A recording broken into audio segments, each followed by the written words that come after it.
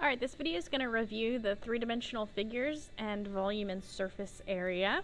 Our first problem asks us to find lateral area, surface area, and volume of the regular prism below. So there are 1, 2, 3, 4, 5, 6 sides. So this is a hexagonal prism. So when our formulas are listed here: lateral surface area, total surface area, and volume. We need P, H, and B to solve all three of these. Okay, remember that P stands for the perimeter of the base. So our base was 6 sides. They're all equal. That's what regular means. And they are listed as 13.5 centimeters. So that means you would take 13.5 times the number of sides, since they are all equal. So 6 times 13.5 gives us a total perimeter of 81. Okay, the capital B stands for area of the base. Now, some people are still confused sometimes about what is the area, or I'm sorry, the base. Okay, so here would be one of the bases. This is the base that our prism is sitting on. Okay, but there's also the base on top. There's 2 bases in a prism. So I want the area of the hexagon. Okay, the area of a hexagon is found by taking half AP. And again, capital P is perimeter of the base, which we just found.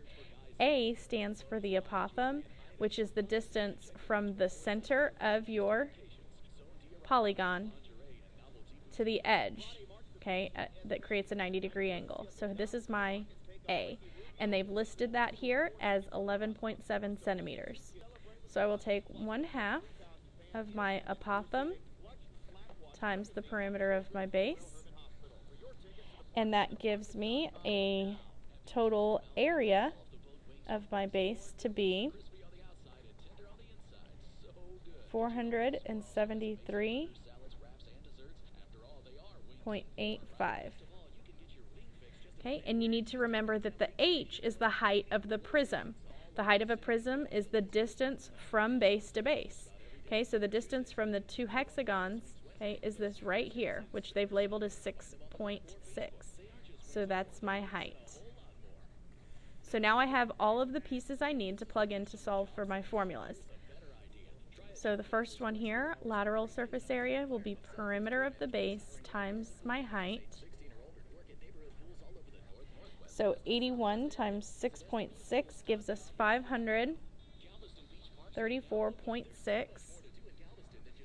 Our units were measured in centimeters, and area, your units are squared, so square centimeters, or centimeters squared.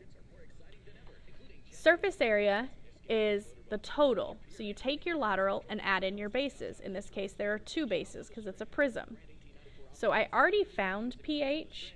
Okay, I could go ahead and plug in 81 times 6.6 here, and then do plus 2 times area of the base, which was 473.85. Okay, or instead of writing this out again and having to multiply, I've already found it. I know that it's 534.6. So I could write either one of these and then just add my 2 times 473.85,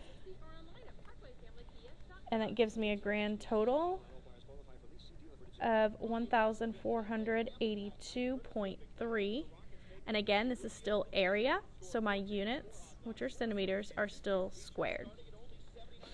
For volume, I take the area of the base, which I found to be 473.85, and I multiply by the height, which is 6.6.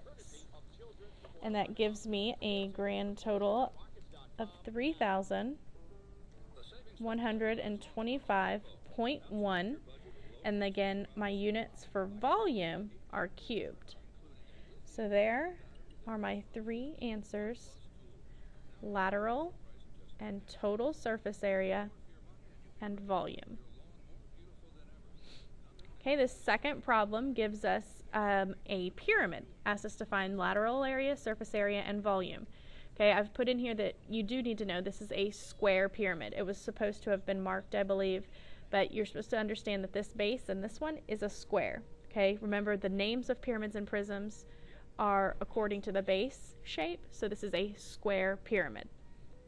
So the first thing I need to find are P and B, because if you see in my formulas, I need P, L, and B. Okay, so perimeter of my base is a square, so perimeter's adding all four sides. They are all four equal, so instead of doing 14 plus 14 plus 14 plus 14 4 times, I'm just going to multiply by 4, and that gives me 56. Area of the base, a square is a rectangle. You can do base times height, which would be 14 times 14, or side squared, which is still 14 times 14, and that gives you 196. The third variable needed is that slant height. L stands for slant height, and that is the height of your triangular side here. So the height of this face, okay, is 25 millimeters. When it's folded up, okay, it is slanted. Okay, so hopefully that will help you remember which is the slant height. The height makes a 90-degree angle with the base. Okay, so slant height is 25, that's given. So I don't need to solve that. So now I simply plug in. Perimeter was 56. Slant height given is 25. Okay, so now I take 1/2 times 56 times 25 and get 700. So my lateral area, that would be the area of the 4 triangles, is 700. These were measured in millimeters. Area is squared. Now total, I again take my lateral, which I just found to be 700. So this right here, I don't need to solve again. It's 700, and add in my base, because total is covering every surface of the 3D figure. So my base was 196.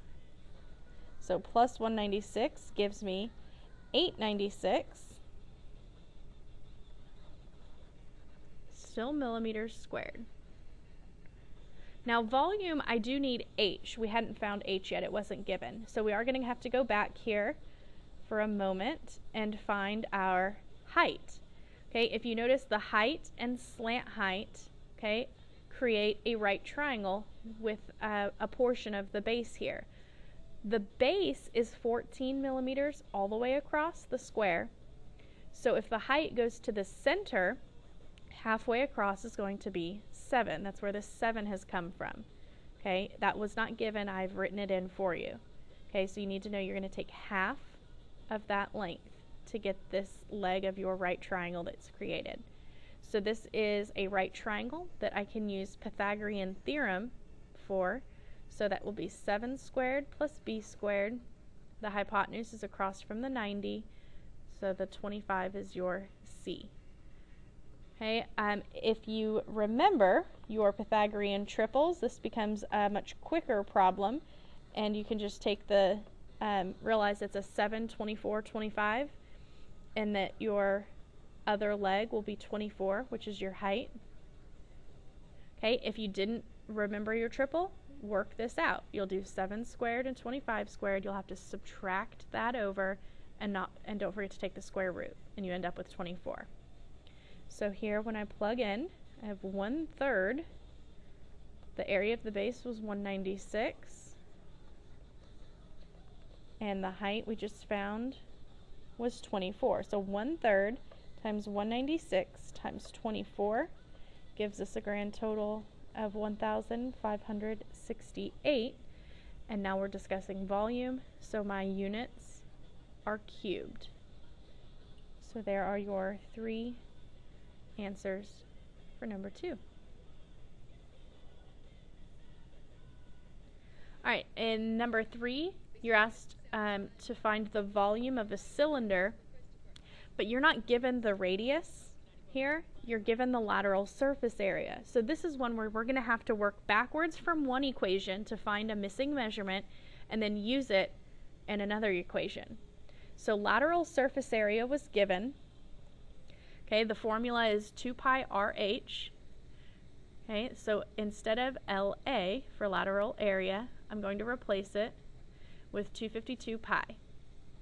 So 252 pi is my lateral area, and that is equal to 2 times pi times the radius, which is my unknown. Okay, I do not know the distance from the center of my circle to the edge, times the height. And remember, height is distance from base to base. So even though this cylinder is not sitting on its base, 18 is the height. So now I'm going to go ahead and simplify what I can on the right side of this equation. I'm going to go ahead and multiply the 2 and the 18. So that gives me 36 pi times my radius, which is my unknown. Nothing's changed on the left side. So now to solve for r, this is just basic algebra. When you want to move a coefficient, something that's being multiplied by your variable, you do the opposite. It is being multiplied, so I'm going to divide by 36 pi. What you do to one side, you must do to the other.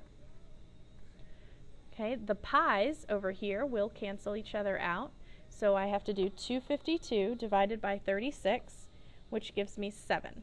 So that means the radius of my circle is 7. So now I'm asked to find volume, and now I have my radius. Okay, height was originally given. I've got this highlighted here to show you that on most formula charts you're going to see it written as capital B times H, and remember that B is area of the base. In a cylinder, however, your base is a circle. Area of a circle is pi r squared. So your formula is pi r squared times the height. So now that we know radius, we can solve. Radius is 7 and height was 18. You can do a couple of things. You could just evaluate the numerical terms, so the 7 squared times 18, and you get 882, and leave pi in your answer. So 882 pi. This is called in terms of pi. My units were in yards. Volume would be cubed. Okay, or you could get an approximate answer and actually type in the pi when you're solving this in your calculator. If you have a graphing calculator, there is a pi button that's going to give you a more accurate answer than just typing in 3.14. So if I do this to get my approximate answer, multiplying pi in, I get approximately 2,770.88, because we're just going to be rounding to the hundredths place. Remember, when you are rounding to the hundredths place, to look at the third place and see if it's going to round this number up or not. So there is your final answer, 2 acceptable forms. Always just be sure to read the instructions and see if they've specified whether you should leave your answer in terms of pi or not.